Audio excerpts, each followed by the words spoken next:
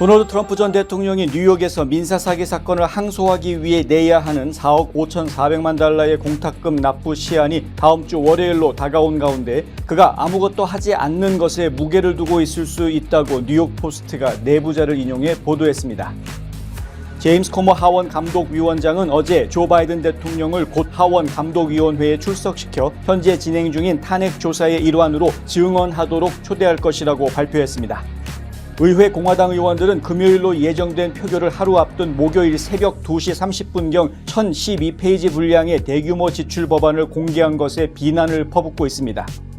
2024년 대선 레이스가 가열되고 있는 가운데 새로운 여론조사에 따르면 트럼프 전 대통령이 7개 경합주 모두에서 조 바이든 대통령을 앞서고 있는 것으로 나타났습니다. 사법 리스크에 따른 자금 고갈에 시달리고 있는 트럼프 전 대통령이 지난달 거둬들인 정치 후원금이 대선 경쟁자인 조 바이든 대통령의 절반에도 미치지 못하는 것으로 나타났습니다. 연방법무부는 16개 주 법무장관과 공동으로 오늘 애플을 상대로 반독점법 위반 소송을 냈다고 밝혔습니다. 연방노동부는 지난주 신규 실업수당 청구 건수가 한 주 전보다 2,000건 줄어든 21만 건으로 집계됐다고 오늘 발표했습니다. KIV 엘라바마 주지사는 어제 공립학교, 대학교, 주정부에서 다양성, 형평성, 포용성, 일명 DEI 프로그램을 금지하고 누군가가 죄책감을 느껴야 한다는 것을 포함하는 분열적 개념을 가르치는 것을 금지하는 법안에 서명했습니다. 트럼프 전 대통령이 트루스 소셜 플랫폼 덕분에 35억 달러의 횡재를 얻을 가능성이 있다고 뉴스맥스가 오늘 보도했습니다.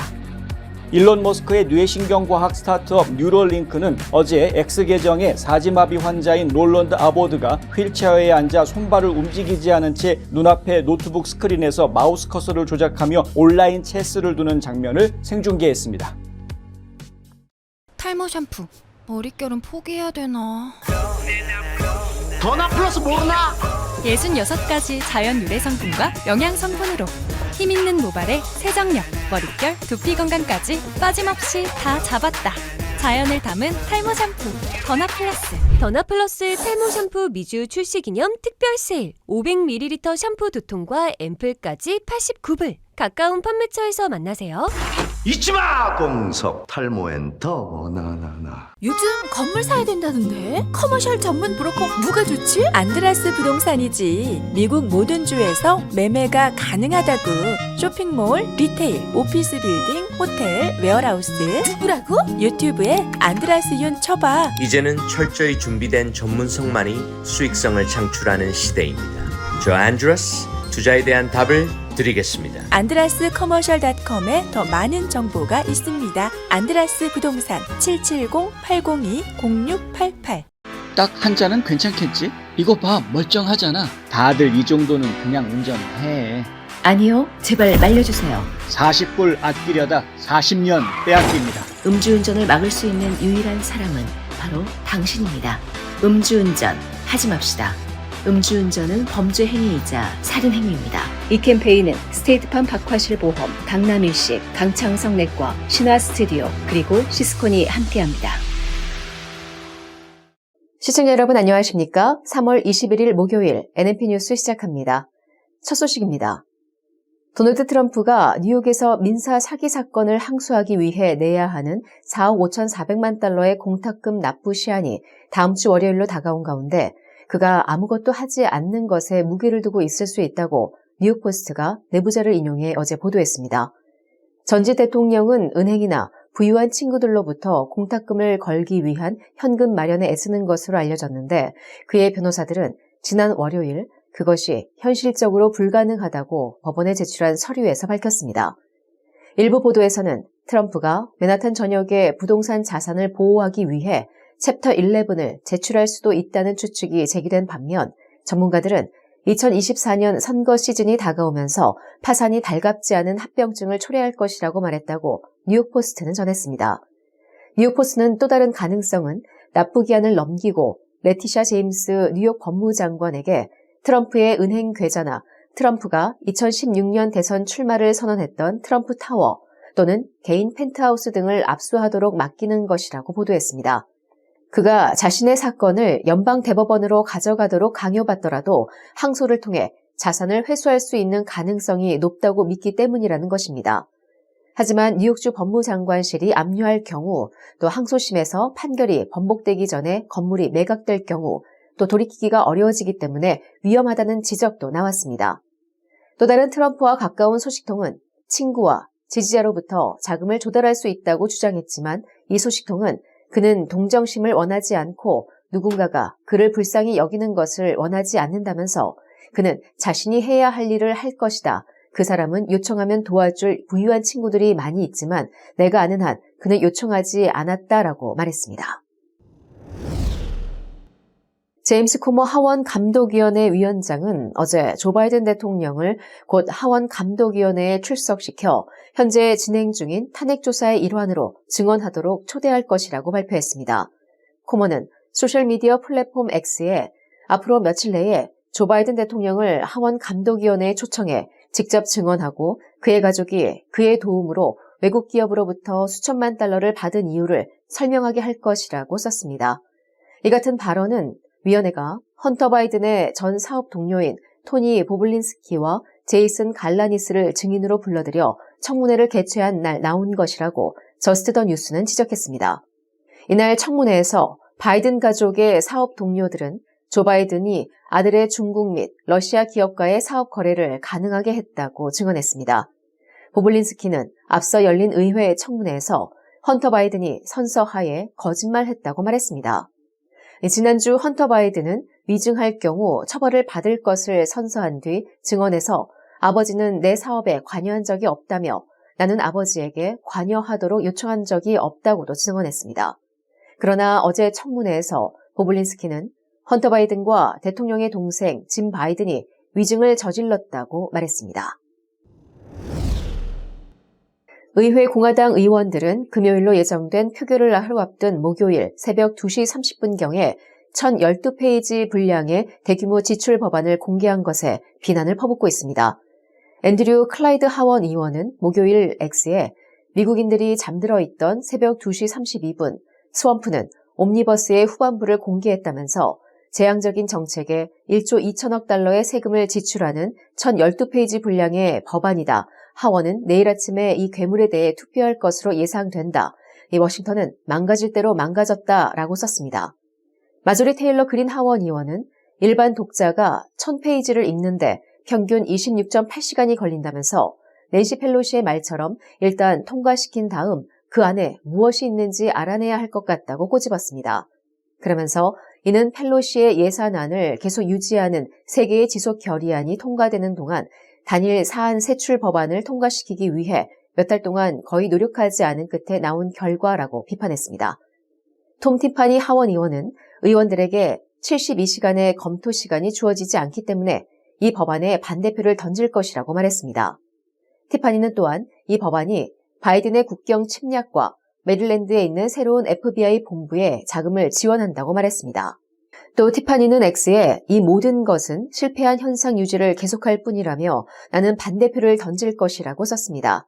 이 지출 법안의 늦은 발표에 대해 앤디 빅스 하원 의원은 현재 국가 부채가 34조 5천억 달러에 달하는 상황에서 미국은 계속 무모한 지출을 감당할 수 없다고 말했습니다. 2024년 대선 레이스가 가열되고 있는 가운데 새로운 여론조사에 따르면 도널드 트럼프 전 대통령이 7개 경합주 모두에서 조 바이든 대통령을 앞서고 있는 것으로 나타났습니다. 에머슨 칼리지 폴링과 더 힐이 수요일과 목요일에 발표한 4개의 여론조사에 따르면 트럼프는 애리조나에서 4%, 미시간에서 1%, 네바다에서 3%, 위스콘신에서 3% 바이든을 앞서고 있습니다. 또한 마리스트 여론연구소가 수요일 발표한 여론조사에 따르면 트럼프는 노스캐롤라이나에서 3%, 조지아에서 4% 바이든을 앞서는 것으로 집계됐습니다. 한편 지난주 발표된 에머슨 칼리지 조사에 따르면 트럼프는 펜실베니아에서도 바이든을 4% 앞서는 것으로 나타났습니다. 그러나 트럼프는 여전히 본선거에서 어려움을 겪을 수 있다고 저스트 더 뉴스는 지적했습니다. 에머슨 대학의 여론조사는 모두 등록 유권자 1000명을 대상으로 실시됐으며 오차 범위는 3%로 트럼프가 미시간, 위스콘신, 네바다에서 오차 범위 이내에 있다는 것을 의미합니다. 또한 1,197명의 등록 유권자를 대상으로 실시한 마리스트 여론조사에 따르면 트럼프는 노스캐롤라이나에서도 오차 범위인 3.6% 이내에서 앞서고 있습니다. 사법 리스크에 따른 자금 고갈에 시달리고 있는 도널드 트럼프 전 대통령이 지난달 거둬들인 정치 후원금이 대선 경쟁자인 조 바이든 대통령의 절반에도 미치지 못하는 것으로 나타났습니다. 대부분의 여론조사에서 근소한 우위를 이어가고 있지만 자금 동원력에 있어서는 확연히 뒤집힌 형국입니다. 오늘 연방선거관리위원회 자료에 따르면 공화당 대선 후보 내정자인 트럼프 전 대통령 선대위와 리더십팩 세이브 아메리카는 지난달 모두 2,030만 달러의 후원금을 거둬들였습니다. 가용할 수 있는 현금은 4,190만 달러라고 캠프 측은 신고했습니다. 이는 지난 1월 트럼프 전 대통령 측이 전체적으로 거둬들인 1,400만 달러에 가까운 후원금 총액에 비하면 증가한 수치지만 바이든 대통령 측에는 크게 미치지 못하는 수준입니다. 바이든 대통령 측은 지난달 모두 5,300만 달러의 후원금을 모금했으며 손에 보유한 현금은 1억 5,500만 달러에 이르는 것으로 집계됐습니다. 당에 대한 후원에서도 민주당 전국위원회는 지난달 1,660만 달러의 후원금을 거둬들였다고 공개했고 공화당의 신고액은 1,070만 달러에 불과했습니다. 트럼프 전 대통령은 지난달에만 560만 달러에 가까운 사법 비용을 리더십팩 세이브 아메리카에서 충당했는데 이는 세이브 아메리카 자체의 총 수입을 넘어서는 것이며 대부분 슈퍼팩 마가에서 끌어온 500만 달러로 메워졌다고 CNN은 지적했습니다. 가족, 미래, 행복, 꿈, 건강, 아름다운 삶, 슬기로운 보험 생활로 가능한 것들입니다. 박화실 보험을 만나보세요. 자동차 보험, 집보험, 비즈니스 보험, 워커스컴, 생명보험, 의료보험은 물론이고 주택융자, 재융자, 자동차융자, 개인융자 등 은행 업무에 IRA, 401k, 애뉴이티 등 은퇴 및 재정 설계까지 모두 한 곳에서 도와드립니다. 100년을 한결같이 좋은 이웃으로. 보험의 중심에는 박화실 보험이 있습니다. 상안검, 하안검을 아시나요? 안과에서 성형수술을 한다는 사실도 아셨나요? 그렇습니다. 미국과 한국의 유명 의대 및 병원에서 최신 기술을 섭렵하고 돌아온 닥터 줄리아 강이 존스크릭의 졸리 성형안과를 오픈했습니다. 다양한 보톡스 주사와 필러 시술 그리고 명품 치료기를 통해 여러분의 피부에도 생기를 불어넣어 드립니다. 전문 의사가 직접 시술에 믿고 안심할 수 있는 졸리 성형안과. 지금 상담 받으세요. 770-629-0600 마리화나를 사용한 12학년 학생의 약 63%가 베이핑을 통해 섭취했다는 통계가 나왔습니다. 지난달 12세에서 17세 청소년 약 60만 명 마리화나 이외의 불법 약물을 사용했습니다. 점점 더 많은 학생들이 대마초를 사용하고 있습니다. 당신의 자녀는 안전합니까? 마약. 시작하는 그 순간 중독도 시작됩니다. 내 건강과 인생은 물론 가족과 지인들까지도 위험하게 만듭니다. 이 캠페인은 스테이트팜 박화실 보험, 강남일식, 강창성 내과, 신화 스튜디오, 그리고 시스콘이 함께합니다. 연방법무부는 16개 주 법무장관과 공동으로 오늘 애플을 상대로 반독점법 위반 소송을 냈다고 밝혔습니다. 5년간의 조사 끝에 제기한 이번 소송은 아이폰을 중심으로 노트북, 태블릿, 스마트워치 등 자체 기기를 통해 구축해온 애플 생태계를 정면으로 겨냥했습니다. 이 생태계에서만 앱을 허용하고 타사 기기와 호환은 제한해 이 벽으로 둘러싸인 정원을 더욱 공고히 함으로써 막대한 수입을 올려왔다는 것입니다. 법무부는 이를 통해 애플이 미국에서 스마트폰에 대한 불법적인 독점권을 유지해왔다고 지적했습니다. 아이폰은 미국 스마트폰 시장에서 50% 이상의 점유율을 차지하고 있습니다. 또 약 4천억 달러에 달하는 애플의 1년 매출의 약 절반을 차지합니다. 이런 불법적인 독점은 혁신을 저해했고 소비자들은 비싼 비용을 치러야 했다고 법무부는 강조했습니다.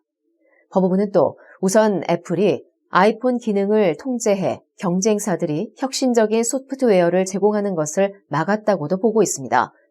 애플이 자체 지갑 앱 외에는 다른 경쟁사의 혁신적인 디지털 지갑 서비스를 사용할 수 없도록 한 점도 문제 삼았습니다.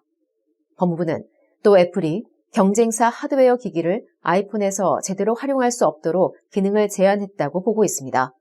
또한 아이폰 앱스토어에서만 앱을 내려받을 수 있도록 함으로써 다른 앱스토어를 허용하지 않았고 경쟁업체의 앱 제공을 막았다고 판단했습니다.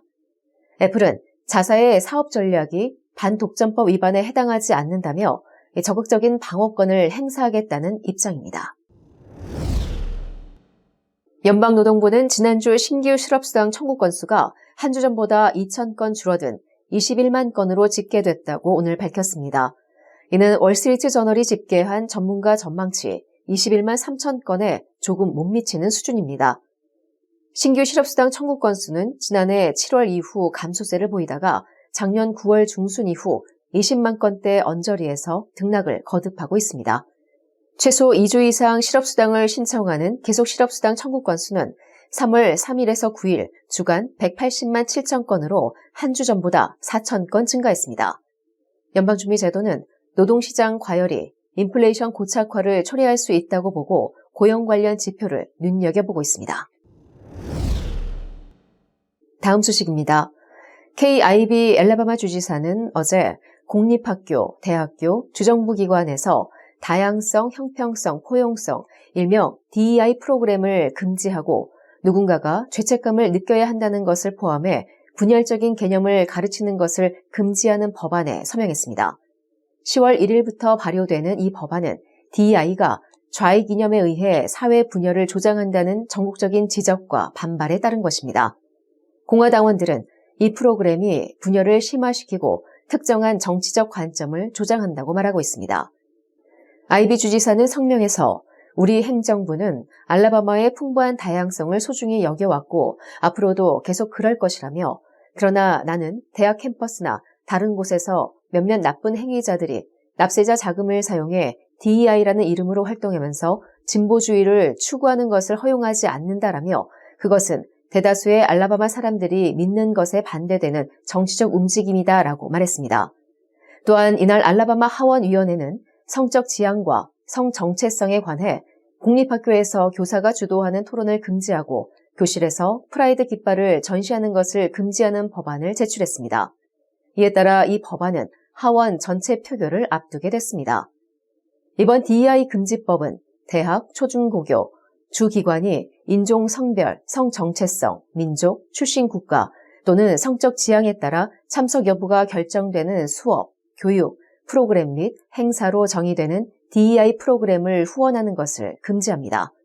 이 법안은 또한 학교, 대학 및 주정부기관이 학생과 직원 및 계약자에게 법안에서 8가지 분열적 개념으로 열거한 것에 대해 옹호하거나 동의를 요구하는 수업 및 교육 세션에 참석하도록 요구할 수 없다고 명시하고 있습니다. 도널드 트럼프 전 대통령이 트루스 소셜 플랫폼 덕분에 35억 달러의 횡재를 얻을 가능성도 있다고 뉴스맥스가 오늘 보도했습니다. 이번 주 변호사들은 트럼프가 트루스 소셜의 상장을 통해 재정적 이익을 얻을 수 있을 것이며 빠르면 다음 주에 일어날 수 있는 일이라고도 말했습니다. 월스트리트 저널과 블룸버그 통신에 따르면 트럼프가 2021년에 설립한 트루스 소셜의 모 회사인 TMTG가 특수목적 인수회사인 DWAC와 합병해 상장할 계획이며 주주들은 금요일 오전에 합병을 승인할 것으로 예상됩니다.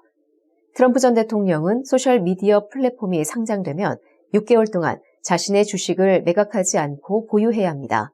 하지만 트럼프의 지지자들은 트루스 소셜의 가치를 무려 60억 달러로 평가하면서 주가를 끌어올리기 위해 뭉쳤다고 월스트리트 저널이 보도했습니다. DWAC의 주가는 증권거래위원회가 합병을 승인한다고 밝힌 이후 145%나 급등해 있는 상태입니다. TMTG의 대표직을 맡기 위해 의회를 떠난 데빈 누네스 전 하원의원은 약 490만 달러 상당의 지분을 보유하게 되는 것으로 알려졌습니다. 월스트리트 저널은 TMTG가 빠르면 월요일에 주식시장에서 DWAC 대신 새로운 티커인 DJT로 교체될 수 있다고 보도했습니다. 한편 트럼프는 페이스북과 트위터에서 이용이 금지된 후 트루스 소셜을 만들었으며 이후 페이스북과 트위터에서 복권됐지만 트루스 소셜을 통해서만 공개 발언을 하고 있습니다. 일론 머스크의 뇌신경과학 스타트업 뉴럴링크는 어제 X 계정에 사지마비 환자인 롤런드 아르보가 휠체어에 앉아 손발을 움직이지 않은 채 눈앞의 노트북 스크린에서 마우스 커서를 조작하며 온라인 체스를 두는 모습을 생중계했습니다. 뉴럴링크의 컴퓨터 칩을 뇌에 이식받은 첫 환자 아르보는 생각만으로 온라인 체스 게임을 즐길 수 있다며 마치 스타워즈의 포스를 사용하는 것 같다고 말했습니다. 아르보는 2016년 다이빙 사고로 어깨 아래 모든 신체가 마비됐습니다. 이후 지난 1월 뉴럴링크가 개발한 컴퓨터 칩 텔레파시를 뇌에 이식받아 생각만으로 커서를 제어할 수 있게 됐습니다. 아르보는 게임을 하는 것을 포기했는데 다시 할 수 있는 능력을 줬다며 앞서 8시간 연속으로 비디오 게임을 즐겼다고도 말했습니다. 이는 컴퓨터 칩 이식 수술과 관련해서도 매우 쉬웠다면서 하루 만에 병원에서 퇴원했고 인지장애를 겪지도 않았다고 평가했습니다. 뉴럴링크가 아르보의 모습을 공개한 건 이번이 처음입니다. 뉴럴링크는 신체 손상을 입은 사람이 생각만으로 각종 기기를 제어할 수 있도록 뇌컴퓨터 인터페이스 장치, 일명 BCI를 뇌에 이식하는 기술을 개발해왔습니다. 우리 자신뿐만 아니라 우리의 자녀 세대를 위해서라도 어떤 정치적 성향을 가지고 있던 상관없이 투표는 꼭 해야 합니다. 내가 하는 한 장의 투표가 밝고 단단한 미래가 되어줄 것입니다. 우리 한인들 모두 투표합시다. 투표하십시오. 투표하십시오. 우리의 가정, 지역사를 위해 투표해주세요. 한인동포 여러분, 우리 투표를 합시다. 한인사회를 위해서 투표합시다. 동포들의 위상을 높입시다. 이것이 미래를 좌우합니다. 투표합시다. 미래를 위해 꼭 투표해주세요. 투표합시다. 반드시 투표합시다. 이 캠페인은 종합건설회사 시스콘 그리고 신화 스튜디오가 함께합니다. 우리 한인들의 정체는 무엇입니까? 우리가 자손들과 살아갈 땅임에도 불구하고 언젠가는 떠날 방문객처럼 살지는 않습니까? 우리는 이방인이 아닌 이 땅의 주인이 돼야 합니다. 우리는 반드시 이 나라에서 좋은 평판을 만들어야 되는데 이 나라와 우리 이웃과 우리 지역에서 도움이 되는 사람들로 부각이 되어야 됩니다. 좋은 이웃되기 운동이 여러분 곁에서 함께합니다. 화장품 백화점 미쓰이 화장품 인터넷 주문도 가능합니다. 고객의 꿈을 실현하는 은행 메트로시티은행. 한 곳에서 시작되는 안정된 미래 선우인어 보험. 뉴스앤포스트는 페이스북, 유튜브, 카카오톡, 트위터 등 다양한 플랫폼으로 컨텐츠를 전달하고 홍보 효과를 극대화해드립니다.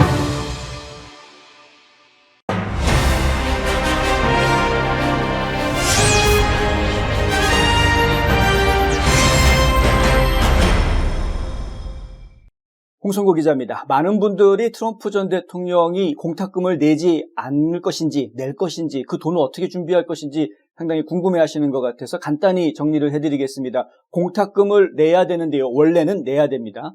항소를 하더라도 내야 됩니다. 그런데 내지 않을 것 같다라는 이야기가 어제 오늘 사이에 언론들을 지금 도배를 하고 있습니다. 왜 내지 않기로 하느냐? 돈을 구할 방법이 없다라고 이미 얘기를 했기 때문이죠. 지난주 금요일에 그런 이야기를 법원 제출 서류에서 했습니다. 그런데 법원에서 그걸 받아들여지지 않을 것 같습니다. 이미 레티샤 제임스 뉴욕주 법무장관은 트럼프의 재산을 압류하기 위한 1차 단계를 시작했다라는 보도도 나왔습니다.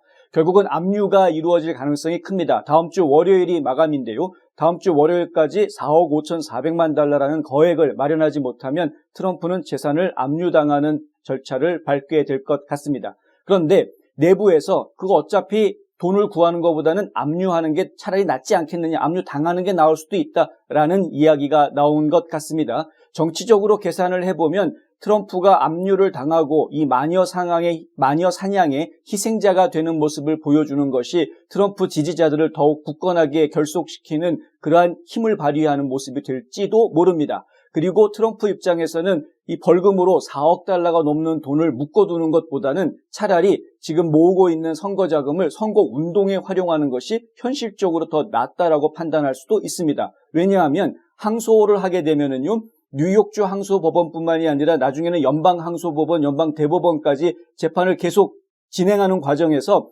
이것을 함부로 처분하지 못하게, 매각하지 못하게 일단 청원을 할 것이고요. 그 청원이 기각이 돼서 매각을 한다고 하더라도 여러 가지 다른 방법들이 동원될 수 있다. 예를 들어서 트럼프를 지지하는 억만장자들이 워낙에 여럿 있기 때문에 그 여러 억만장자들이 차라리 이 트럼프의 트럼프 타워라든가 여러 가지 건물들을 매각하는 것을 본인들이 사두었다가 나중에 트럼프한테 돌려주는 방식도 가능할 수 있기 때문에 차라리 현재로서 어렵게 현금을 마련해가지고 선거 운동하는데 방해를 받는 것보다는 차라리 선거 운동에 집중하는 게 낫다라고 판단을 했을 가능성이 상당히 있어 보입니다. 그건 저희가 두고 봐야 할 일이죠.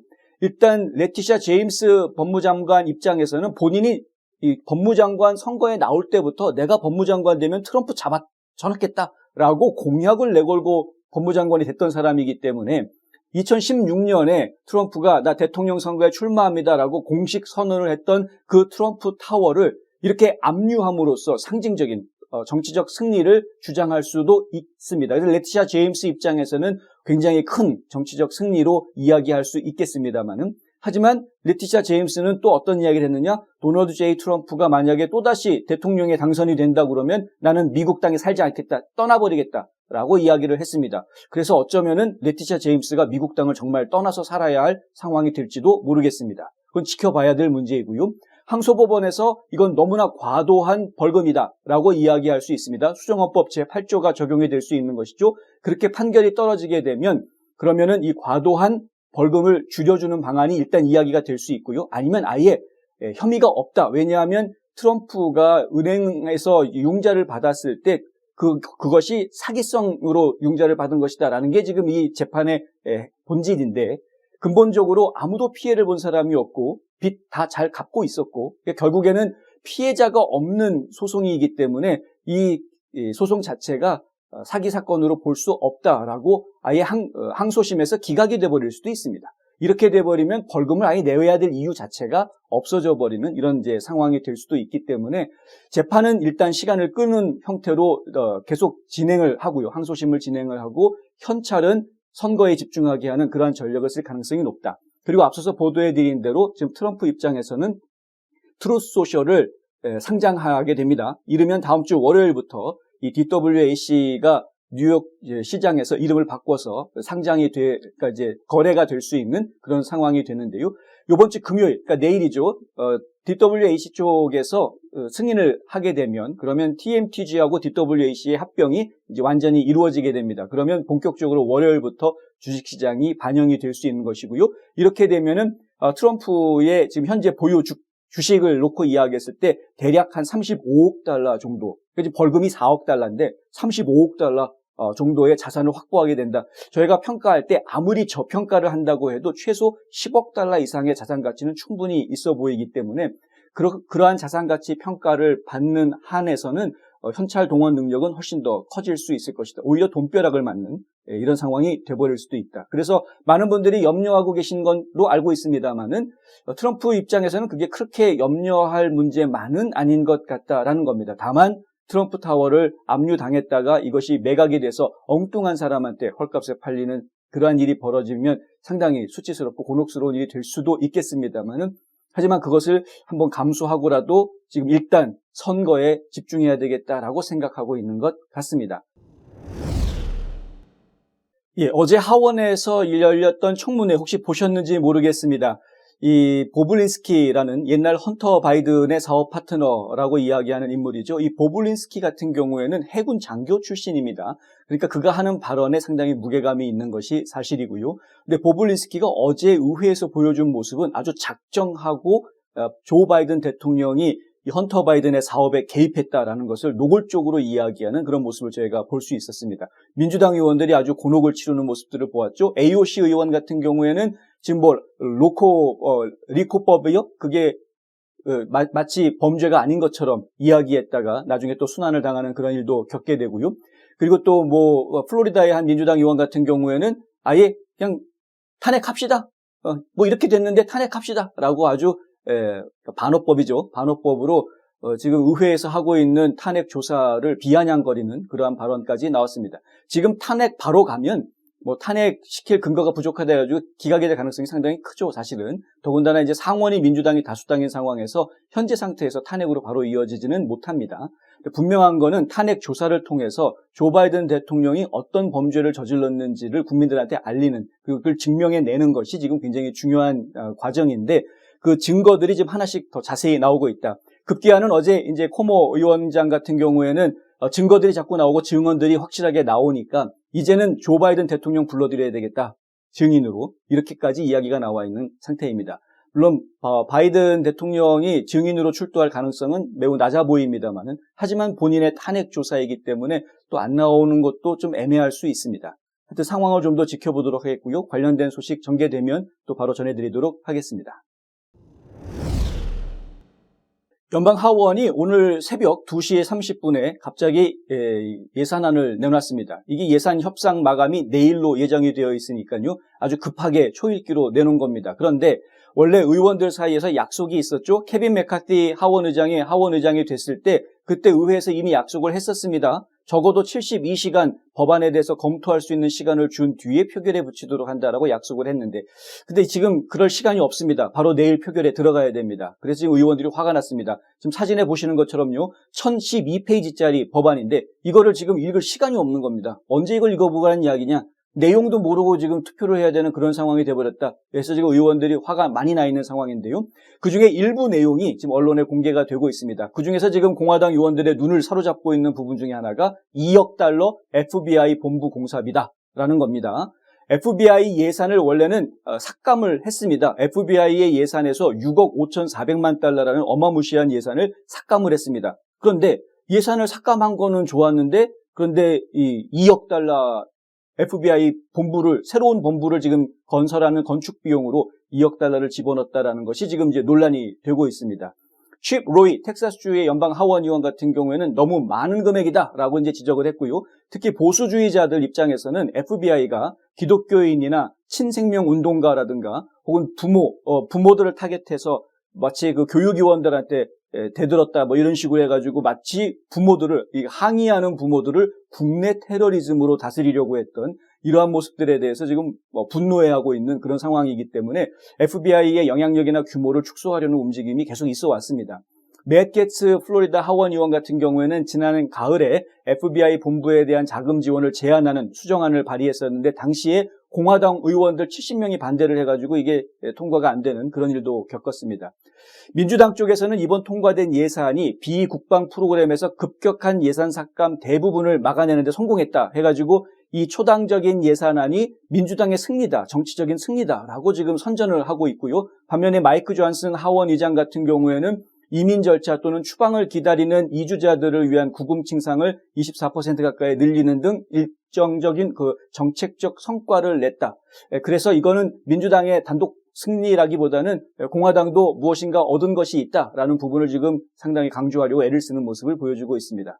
원래 연방정부 예산안은 하나로 통과가 돼 있죠. 하나의 패키지로 통과를 시키는 것이 일반적입니다만은 이번에는 두 개로 나누어서 통과가 됐죠. 6개 부서와 또 6개 부서에서 2개로 나누어서 통과를 시켰는데 첫 번째 법안은 지난 2주 전에 통과가 됐고요. 지금 요번에 통과된 내용에는 국방부 예산, 그리고 국토안보부, 보건인적서비스부, 노동부 등등등 해서 이 다른 부서들의 예산이 지금 들어가 있습니다. 근데 국방 예산은 지금 8,860억 달러 정도 지금 포함된 것으로 되어 있는데 작년 수준에 비하면은 3% 정도 인상이 된 것으로 이야기가 됩니다. 이것이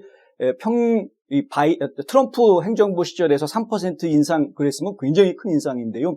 바이든 행정부 시절에서는 인플레이션이 워낙 높았기 때문에 인플레이션에 못 미치는, 그래서 실질적으로는 연방정부 예산을 좀 줄인 거나 마찬가지 효과가 나온다라는 이제 지적들이 있습니다. 그래서 민주당의 단독 승리라기보다는 나름대로 공화당 의원들이 자기 역할을 어느 정도 하기는 했다라는 평가도 있기는 있습니다. 하지만 이제 만족스럽지가 않은 거죠. 왜냐하면 기본적인 액수 자체가 커졌기 때문에. 환경보호국 같은 경우에는 상당한 타격을 좀 입은 것으로 알려져 있고요. 그리고 법안에는 이제 군인들의 급여를 5.2% 인상하는 내용도 담겨져 있습니다. 군 복무자들을 이 급여를 인상해주고 처우를 개선해주면서 군인들의 사기를 높여주겠다라는 것은 공화당 쪽 의원들도 상당히 찬성하고 있는 부분이기 때문에요. 그리고 또 공화당 의원들이 상당히 반대하고 있었던 UN 구호사업국, 여기에 자금 지원하는 거 일단은 2025년 3월까지는 중단한다라는 내용이 포함이 되어 있다고 합니다. 이 UN 구호사업국 같은 경우에는 작년에 그 하마스가 이스라엘 침공했을 때 그때 하마스의 침공을 도와준 직원들이 12명이나 있었던 조직으로 이렇게 알려져 있죠. 그래서 절대 이런 조직들은 미국 정부가 재정 지원해주면 안 된다라고 이제 이야기가 됐던 부분입니다. 그리고 민주당 의원들은 대신에 인도적 지원이 전반적으로 늘어났다라고 이제 이야기를 합니다. 헤드스타트 프로그램이라든가 군인 가족을 위한 보육센터라든가 이런 데 이제 10억 달러가 증액이 됐다고 하고요. 암 연구 기금으로 또 1억 2천만 달러가 증액이 됐고 알츠하이머 연구 자금에도 1억 달러가 증액이 됩니다. 이런 보건 연구 기금이 증액이 된다라는 거는 어찌 보면은 좋은 소식일 수도 있습니다만은 지금 당장 허리띠를 졸라매야 되는 연방정부 입장에서 과연 이렇게까지 해야 되는가 하는 이야기도 나올 수도 있는 부분입니다. 그렇죠? 왜냐하면 이런 부분들은 사실은 의료업계들, 의료기관들이 솔선수범해서 본인들이 필요한 연구들을 민간에서 출자해가지고 할 수도 있는 것인데 국가 재정에서 과연 이렇게까지 해야 되는가 하는 이제 논란들이 나올 수도 있기 때문에 하지만 또 뭐 암이라든가 알츠하이머 같은 경우는 반드시 인간이 정복해야 되는 질병이어서 또 뭐 안 할 수도 없고 좀 애매한 그런 부분들이 있습니다. AP통신에서는 바로 이런 부분들을 지적을 했는데요. 케빈 맥카티 전 하원 의장이 작년 5월 달에 백악관하고 합의했던 내용하고 요번에 지금 연방 하원에서 내놓은 바로 이 법안하고 다를 게 별로 없다라는 겁니다. 매우 크게 일치한다라고 분석합니다. 그래서 결국은 케빈 맥카티가 이걸 통과시켰다가 본인이 쫓겨났는데 과연 지금 마이크 존슨 하원 의장은 자기 자리를 지킬 수 있을까라는 뉘앙스의 기사를 내보냈습니다. 부채한도 2025년 1월까지 유예해서 연방정부가 계속 청구서를 지불할 수 있도록 했다라는 이야기가 들어가 있고요. 살란다 영 백악관 관리예산처 국장은 국회의원들에게 재정책임법이 된 지난해 합의로 인해서 향후 10년 동안 납세자들이 약 1조 달러를 절약할 수 있을 것이다 라고 이야기하고 있습니다만은 하지만 그거는 백악관의 분석이고요. CBO, 그러니까 의회 예산청의 예산국에서 계산을 해놓은 거 보면 앞으로 10년까지 예산을 했을 때에는 굉장히 큰 부채가 더 늘어나는 것으로 현재 지금 미국의 부채가 현재 시점으로 했을 때 34조 5천억 달러 정도 됩니다. 그러니까 계속해서 늘어나고 있는데 이것이 지금 10년 뒤에는 뭐 45조 이렇게 이야기가 되는 그런 상황이어서 결단이 아주 특단의 조치가 필요한 그런 상황인 것은 분명합니다. 메카시 전 하원 의장은 부채 한도 계약을 체결하고 몇 달 뒤에 의장직에서 쫓겨났는데 과연 이번은 어떻게 될지 봐야 되겠죠. 밥 굿, 버지니아주의 하원 의원인데요. 이런 이야기를 했습니다. 안타깝게도 과거 역사를 볼 때 그리고 정책 승리를 강요하기 위해서 어떤 종류의 지렛대도 사용하지 않으려는 즉 기꺼이 포기하고 거절하겠다라는 의지로 볼 때 중요한 정책 승리를 거두기는 어려울 것 같다. 무슨 얘기냐면 워싱턴의 이 스왑프가 정말 썩을 대로 썩어 빠져가지고요. 도대체가 정책을 세워서 이 정책에 맞추어서 예산을 만들지를 못하는 이런 상황. 결국은 타협하고 혹은 포기할 수밖에 없는 상황. 그렇지 않고서는 초당적인 법안이 나오지를 않는 이러한 상황. 상당히 정말 자조 섞인 그런 이야기가 지금 나온 것이죠. 한편 상원에서는 지출 법안에 대한 작업이 초당적으로 진행됐는데요. 패티 머레이 상원의원이 법안 발표를 하고 나서 이 공화당의 수잔 콜린스 상원의원과 함께 공동 성명을 냈습니다. 법안 패키지를 칭찬하고 동료 의원들에게 무조건 투표해달라. 내용 볼 것도 없다. 뭐 이런 식으로 얘기한 거죠. 왜? 내용을 볼 시간이 없으니까요. 머레이 의원과 콜린스 의원은 이렇게 말합니다. 셧다운이나 혼란은 필요가 없다. 의원들은 미국의 모든 주에서 큰 혜택을 주고 많은 상원의원들의 중요한 우선순위를 반영할 이 법안을 통과시키는데 시간을 낭비하지 마라. 아니 의원들이 법안 내용을 보는 게 시간 낭비입니까? 이따위 말을 하고 있습니다. 지금 민주당 의원들이. 정말 속상할 수밖에 없죠. 지출 패키지가 통과된 후에 하원 의원들은 이제 휴가를 가게 됩니다. 2주 동안 워싱턴을 떠나서 자기 지역구로 돌아가게 되는데요. 하지만 마이크 존슨 하원 의장은 의원들이 우크라이나, 이스라엘 이러한 전쟁 문제에 초점을 맞추게 될 것이다. 이제는 이제 정부 예산에 대한 합의가 다 끝났기 때문에 앞으로는 전쟁 지원 예산에 대한 논의들이 이제 본격적으로 이루어질 것이다라는 이야기를 했습니다. 전쟁 지원에 대한 예산 지금 국민들 입장은 돈을 많이 쓰지 않기를 바라는 것이 국민들의 입장입니다. 당장 미국 내의 미국 국민들의 생활이 어려움에 빠져 있는 상황에서 해외에다가 원조금 좀 퍼줄 상황이 아니기 때문에 그렇습니다. 우크라이나 전쟁, 젤렌스키가 맘만 먹으면 언제든지 끝낼 수 있는 전쟁입니다. 협상할 의지가 있다라고 푸틴 대통령 말했죠. 그리고 이스라엘 전쟁, 그것도 역시 얼마든지 끝낼 수 있는 부분입니다. 그리고 미국의 지원이 없어도 이스라엘 스스로가 알아서 할 수 있는 부분도 있습니다. 물론 미국은 이스라엘의 최우방 국가이기 때문에 어떤 방법으로든 지원을 해줄 수 있겠지만 하지만 의원들 입장에서는 사실은 지금 기조를 분명하게 세웠으면 좋겠습니다. 우방을 도와주는 것 중요한 부분이긴 하지만 부채를 더 늘리는 일은 없었으면 좋겠다라는 부분을 다시 한번 강조하고 싶습니다. 지금까지 홍순구 기자였습니다. 경제정보입니다.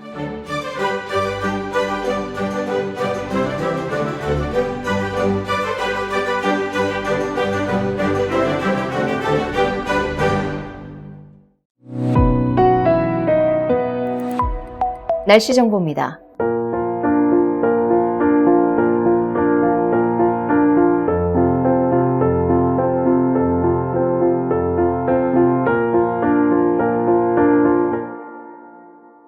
이상으로 3월 21일 목요일 NNP 뉴스를 모두 마칩니다. 시청해주신 여러분 고맙습니다.